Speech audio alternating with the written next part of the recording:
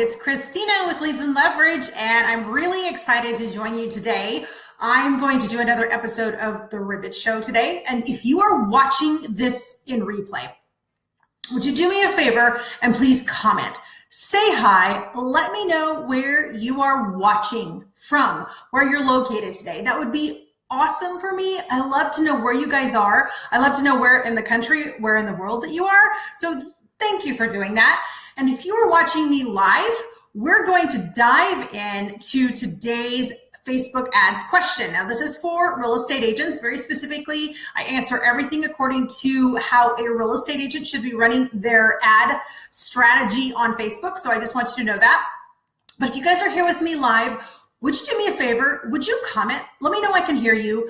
Just say hi and let me know, first of all, that if you can hear me. Let me know I can hear you. Wow, that was good. Let me know that you can hear me. And then also, if you'll let me know where you're popping in from. I would love to know where in the world that you are. So kind of like the Where's Waldo, I guess. Anyway, so if you're joining me live, today we're going to talk about, the exact question is, she wants to know the difference, or he or she wants to know the difference between a boost post versus creating an ad. More specifically, this is what they said. I'm working on blog content material for my website. I will, of course, want to promote sending people to that information. When is it best to boost a post versus create an ad? So we're going to dive into that today. I'm going to talk to you about when it's best to boost, when it's best to create, and the difference between the two, because there are some differences, and it's kind of pivotal that you guys know this as agents, so that you're not just constantly wasting your money on meaningless ads. So thank you for joining me. Please comment, please say hi. Let me know that you're here, watching this in replay, watching this in live. I would just love to know that you guys are here. I'm not seeing any comments, and I know there's people watching.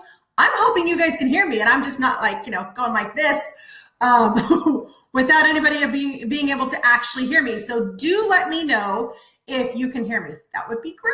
It would really help me answer this question for you.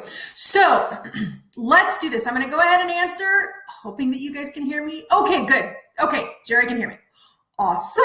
Thank you. Just wanted a little confirmation. I was having a little problem with my mic this morning, and I thought, why isn't it connecting? So I just wanted to make sure.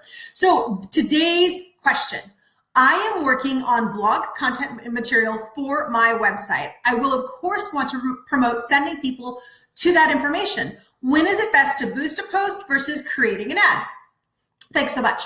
Okay, so here's the thing. We're going to just talk about, there's actually quite a bit of information I could talk about regarding that entire question and how to actually drive traffic and what kind of information you should be putting on your site, etc. But let's just talk about boosting a post versus creating an ad. That is the key right now that I want to talk about. So first of all, boosting a post, you guys all know that it's that little blue button that's right on the bottom of a post. Super easy to do. You just click it. It's kind of the first level, intro level to doing Facebook ads. So you just click that thing, and then Facebook's like, do you want it to go to your page likes, or do you want it to just go to friends of your page likes, or just general targeting abilities? Now, when you click boost post, you can just use their targeting abilities. If you have already created audiences inside Power Editor, so you have audiences that you've already created, whether you've uploaded them with the CSV files or you've actually created a saved audience, you can pull those audiences into your boost post ability. So that's really nice. You can get a little bit more narrowed on your targeting, just a little bit more, at least to the right audience that you want to promote to. So when you're boosting a post, if you're going to boost a post, you definitely want to make sure you already have audiences created. That is number one, because your targeting ability, you don't have as much targeting control inside when you're boosting a post versus when you're creating an ad. However, like I said, if you've already pre-created the audiences, that helps. That's number one. Number two, so boosting a post versus creating an ad, you have more control in targeting when you create an ad versus boosting a post. The second piece is cost. When you are boosting a post, it's going to cost you more per action to boost than it would be to create an ad. And that is, you don't have as much control over your budget when you're boosting a post, because it's preset. It's kind of like preset standards, or if you will, I guess this could be a really good example. It's kind of like you're not real concerned. So for example, let's say you go to a grocery store, you can buy all of your ingredients. You can buy your lettuce and you can buy your spices. You can buy all those things individually. And it might seem like overall those cost more, but really they cost less because you can use them more often, more targeted. You can adjust all the ingredients that you want, right? So that would be like creating an ad. But when you go to the pre-made stuff, you can buy a pre-made salad with a little packet of dressing and all the ingredients right there put together for you. And that costs more. Now, that's easier, but it's also not as targeted. So if you, like me, if you have maybe a wheat allergy or any type of allergy, you can't monitor what's inside that. Now, I realize I'm talking about food versus ads, but I'm hoping that that analogy kind of gives you an idea that you have, it costs more, it's faster, it's a little more convenient, but it's not as detailed, not as targeting. Your cost per action is going to be higher than if you were to create an ad. So I'm hoping that that gives you guys a pretty decent explanation of kind of the cost difference between boosting and creating. And then the other piece to this, so the cost, and then also budget control. When you are doing boost post versus create an ad, with a boost post, you get their preset number. So it's like whatever a day or whatever cost for 1 day or 7 days. You can't pick random number of days. You can't pick just a single cost per day and let it keep running. It's for a set time period. So you don't have as much budget control over it when you do a boost post. So if you know you just want to do something for 7 days, you've already got your audience created, you're like, heck, I don't care, it's $50, I'm just going to throw it in, and you want to do it super fast, then absolutely you should boost. If you want more control, if you want to see better results, if you want to do more finely tuned targeting, if you want to pay a little bit less, then you need to create the ad. Now, with all of that said, every single boost post that I do, I actually go right inside Power Editor, which is soon to merge with Ads Manager. But right now I go right inside Power Editor and I actually just pull up that post inside Power Editor and I boost it from there. So in other words, the post is already on my page, but I have all of the control from the cost to the budgeting to the targeting, everything. I have all of the control because I'm inside Power Editor and I just pulled up that exact post. And then I just set my budget, my ad set and all that kind of stuff around that. So I get the best of both worlds. The post is already done. Instead of just hitting the blue button, I go inside Power Editor and do that. So that's what I do. So let me review this real quick. Boosting a post versus creating an ad. Boosting a post will cost you more. It give you per action. You have less control over your budget overall and your timing and how you want it to run. And you have less control over your targeting.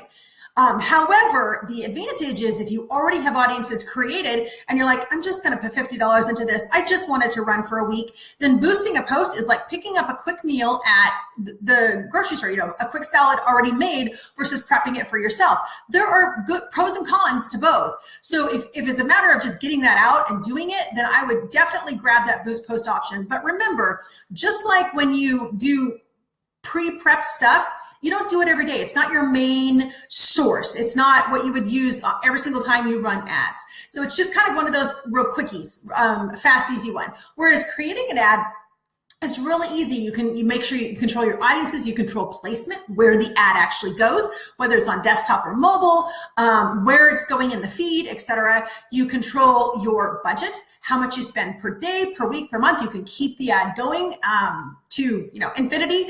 Let's see, you have your costs are less because you can target better and you can adjust better and etc. on that. So you've got both, and you can pull up that post inside Power Editor to actually push out. So you've got the best of both worlds in the create an ad, but I totally get the ease of doing something. So if you've got your audiences created, yes, absolutely, you should use a boost, but do not make that. It's just like you wouldn't make McDonald's your main food source. So, you just want to make sure that you wouldn't make fast, easy stuff your main food source, I would hope. You want to get the best that you can, the least expensive, cost per action, the most control, the best targeting, totally get it. So that's the difference between boosting and creating. Or actually, it's the difference between just clicking the blue boost post button and the difference between going inside Power Editor, not just Ads Manager, but Power Editor. Now, with that said, Power Editor and Ads Manager are merging and they are becoming one, but I believe, according to Facebook, their press release, that they are going to be putting all of the great features from Power Editor into Ads Manager. So you should still have, that should still be stronger, still be better for you. It is definitely the best option. So you could look at it like this. The boosting a post option costs more, but it's for super fast out the door. The results aren't the best, but it's super fast, it's out the door. Whereas creating the ad, not as fast, better results. When you build up your background, like if you start creating your audiences, etc., and have them in your ads manager or in your Power Editor back there for you, you'll be able to pull those in both into Boost Post and to create an ad.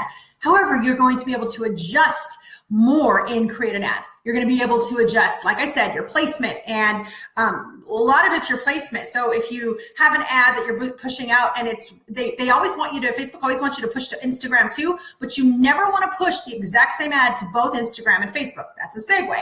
You want to run a different type of ad to each one. There's different people, they react differently, etc. So you can do your placement, desktop or mobile, and where it goes, Instagram, audience network, things like that. So you can adjust all that inside Create an Ad. All right, so if you guys have any other questions, I wanted to let you guys know, if you want Facebook ads, a new one delivered to you every single Sunday morning, then guess what? You can join Agent Ads Ninja. Every single Sunday morning, I send out a brand new ad. They're related to opt-ins, they're related to traffic, they're related to post engagement, all kinds of different ads every single Sunday. So you can click the link that's in the description, wherever it is for you, and join us. Other than that, if you guys have any questions about Facebook ads for your real estate business, please send me an email, christina@leadsandleverage.com. Pop on, set your email, send me an email, ask me your questions, and I'm going to be doing a Ribbit show several times a week for the next several weeks, and we're going to talk about Facebook ads for real estate agents. I've got lots more questions coming. I have tons of questions I've accumulated. You got more questions, please ask them, and I will help you with them. All right, you guys, have a fabulous day. Thank you for joining me, and please don't forget, comment, just let me know that you're here. I would love that. I like to know where you're from, what you're doing, what you're up to, etc. So please do that, and I will see you guys sometime. I'm not going to give a definite date because of everything that's going on, but how about tomorrow or the next day, right here for the next episode of The Ribbit Show. Talk to you guys later.